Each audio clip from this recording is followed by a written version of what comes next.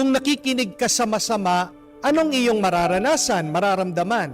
Masama. Kung nakikinig ka sa mabuti, ano po ang iyong mararamdaman, mararanasan? Kung hindi, mabuti. Man tayong pwedeng gawin di po ba? Kung ayaw mo yung sinasabi nila tungkol sa iyo, edi umalis ka. Kung hindi ka naman makaalis, edi magbingi-bingian ka.